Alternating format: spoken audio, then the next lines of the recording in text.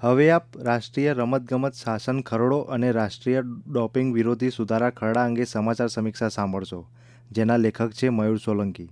તાજેતરમાં ભારતની સંસદે રાષ્ટ્રીય રમતગમત શાસન ખરડો 2025 અને રાષ્ટ્રીય ડોપિંગ વિરોધી સુધારા ખરડો 2025 પસાર કર્યા છે. રાષ્ટ્રીય રમતગમત શાસન ખરડો રાષ્ટ્રીય રમતગમત સંસ્થાઓને માન્યતા આપવા અને તેમના કાર્યને નિયંત્રિત કરશે. તો સૌપ્રથમ જાણીએ રાષ્ટ્રીય રમતગમત શાસન ખરડો 2025 વિશે.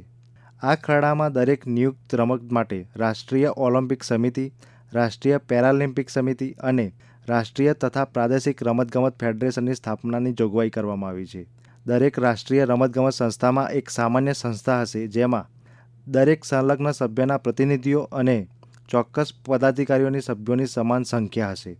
તેમાં 15 સભ્યો સુધીની એક કારોબારી સમિતિ હશે, જેમાં ઓછામાં ઓછા 2 ઉત્કૃષ્ટ ખેલાડી અને 4 મહિલાઓ હશે. આ ખરડો કેન્દ્ર સરકારને રાષ્ટ્રીય રમતગમત બોર્ડની સ્થાપના કરવાની સત્તા આપે છે, જે રાષ્ટ્રીય રમતગમત સંસ્થાઓને માન્યતા આપશે અને તેમના સંલગ્ન એકમોની નોંધણી કરશે. રમતગમત સંબંધિત વિવાદોનો નિર્ણય લેવા માટે રાષ્ટ્રીય રમતગમત ટ્રિબ્યુનલની રચના કરવાની જોગવાઈ પણ આ ખરડામાં કરવામાં આવી છે. આ ખરડા મુજબ હવે ફક્ત સરકારી અનુદાન મેળવતા રમતગમત સંગઠનોને માહિતી અધિકાર અધિનિયમ RTI હેઠળ આવરી લેવાયા છે.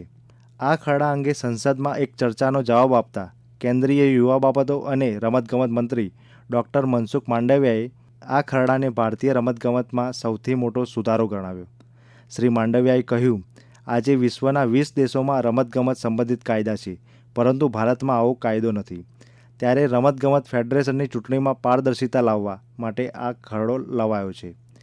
આ ખરડા દ્વારા ખેલાડીઓ અને મહિલાઓને રાષ્ટ્રીય રમતગમત महासंघમાં प्रतिनिधित्व મળશે. ये बिल में सरकार कोई पावर कैचअप करना नहीं चाहते हैं. सरकार कोई फेडरेशन में हस्तक्षेप नहीं करना चाहती है. सरकार कोई सिस्टम को नहीं कंट्रोल करना चाहती है. सभी में पारदर्शिता सुनिश्चित करने के लिए हम उसको सहयोगी होने की कोशिश करेंगे. उसके लिए हम स्ट्रक्चर देंगे, उसके लिए हम व्यवस्था देंगे, ताकि एक ट्रांसपेरेंट तरीके से हमारे एथलीट को अपॉर्चुनिटी मिले. શ્રી માંડવિયાએ કહ્યું, વર્તમાન સરકાર હેઠળ રમતગમત ક્ષેત્રની ફાળવણી વધીને 4,000 કરોડ રૂપિયા થઈ ગઈ છે. અગાઉ ખરડો રજૂ કરતાં તેમણે કહ્યું, દેશમાં ફેડરેશનની ચૂંટણીઓ સંબંધિત 350થી વધુ કોર્ટ કેસ હાલમાં પેન્ડિંગ છે. દેશમાં આંતરરાષ્ટ્રીય સ્તરનું રમતગમત માળખું બનાવવા શ્રી માંડવિયાએ આ ખરડાને મહત્વનો ગણાવ્યો. भारत ओलंपिक्स के लिए बिड करने जा रहे हैं. वैसी स्थिति में भारत में स्पोर्ट्स इकोसिस्टम रोबस्ट हो, दुरुस्त हो, पारदर्शी हो, अकाउंटेबिलिटी वाली हो, उस दिशा के प्रयास का एक ये महत्वपूर्ण कदम है. દરમિયાન મહિલા દોડવીર અને સાંસદ PT ઉષાએ જણાવ્યું કે રાષ્ટ્રીય રમતગમત શાસન ખરડો 2025 રમતવીરોને સશક્ત અને શાસનને રમતગમત કેન્દ્રિત બનાવશે. હવે જાણીએ રાષ્ટ્રીય ડોપિંગ વિરોધી સુધારા ખરડો 2025 વિશે. રાષ્ટ્રીય ડોપિંગ વિરોધી સુધારા ખરડો 2025 દ્વારા રાષ્ટ્રીય ડોપિંગ વિરોધી અધિનિયમ 2022માં સુધારો કરાશે. રમતવીરો દ્વારા પ્રદર્શન વધારવા માટે ચોક્કસ પ્રતિબંધિત પદાર્થોના સેવનને ડોપિંગ કહે છે. આ કાયદો રમતોમાં ડોપિંગને પ્રતિબંધિત કરે છે અને ઉલ્લંઘનોના પરીક્ષણ, અમલીકરણ અને નિર્ણય માટે એક માળખું પૂરું પાડશે. આ કાયદા દ્વારા ડોપિંગ વિરોધી નિયમો લાગુ કરવા માટે રાષ્ટ્રીય ડોપિંગ વિરોધી સંસ્થા નાડાની સ્થાપના કરવામાં આવી છે. આ સુધારા ખરડા અંતર્ગત રાષ્ટ્રીય ડોપિંગ વિરોધી એજન્સી નાડાની પ્રવૃત્તિઓ પર દેખરેખ રાખવા માટે અને કેન્દ્ર સરકારને ડોપિંગ વિરોધી નિયમો પર સલાહ આપવા માટે રાષ્ટ્રીય ડોપિંગ વિરોધી રમતગમત બોર્ડની પણ સ્થાપના કરાશે.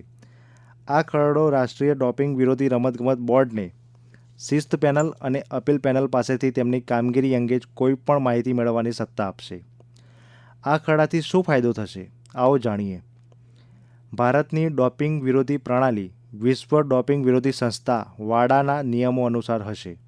ખેલાડીઓને ડોપિંગના કેસમાં નિષ્પક્ષ તપાસ અને ટ્રાયલ મળશે.